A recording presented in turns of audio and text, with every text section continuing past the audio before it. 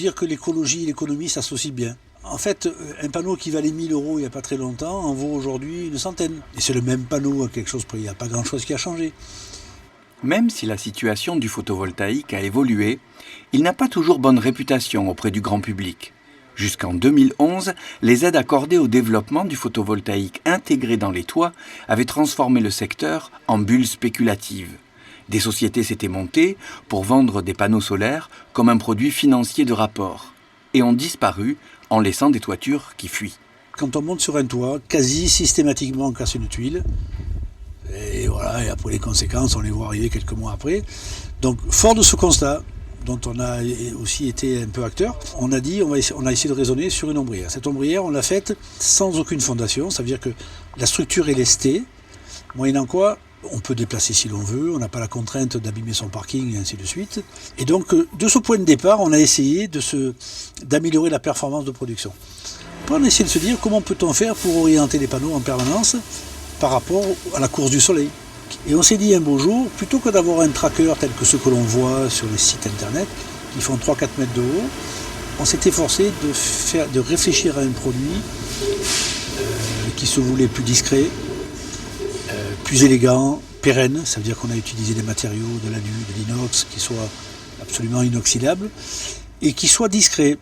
En fait, quand on met des panneaux sur un suiveur dans le produit qu'on a créé, on est à 1,10 m de hauteur en été, donc dans le jardin on ne le voit pas.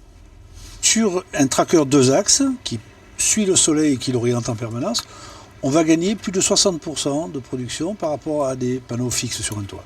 Sur un tracker sur un axe, quand on passe de 10 degrés à 60 degrés en fonction des saisons, on vient descendre tranquillement pour arriver à l'optimisation idéale qui fait gagner jusqu'à 40% de production sur l'année. Un autre élément important, c'est que le photovoltaïque et l'effet photovoltaïque souffre de la température qui s'élève en été. Et donc, vu que les panneaux sont bien ventilés, on va d'ores et déjà, par rapport à un toit, gagner en gros 10%. Ce produit se plie en deux.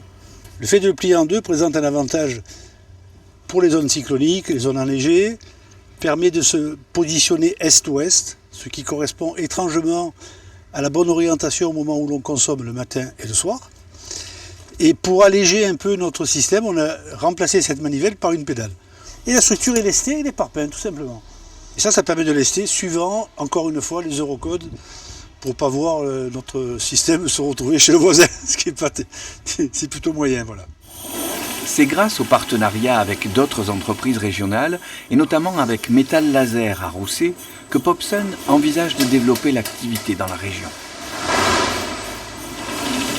On va probablement en faire entre 300 et 500 par mois. D'accord. Okay. D'accord. Donc les protos qu'on a fait sur les découpes laser, voilà, seront pas adaptés pour des quantités comme ça. Je propose plutôt d'utiliser une machine comme ça, donc technique de poinçonnage.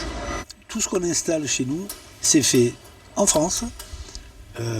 Les onduleurs sont achetés aux US ou en France aussi, on pourra en acheter.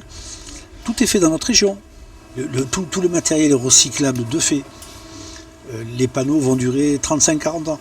Les satellites, il y en a qui ont 50 ans, qui marchent toujours. Donc voilà, ça c'est un aspect important. Et tu as une notion de prix ou pas ? Ben non, pas encore. Non, pas encore. Il faut savoir qu'au-delà d'une production de 30% de sa consommation, il faut envisager de stocker l'énergie supplémentaire pour ne pas la perdre, sinon elle passe dans le réseau. Et donc on peut aujourd'hui, en toute tranquillité, commencer à stocker l'excédent de ce qu'on a produit et le consommer la nuit.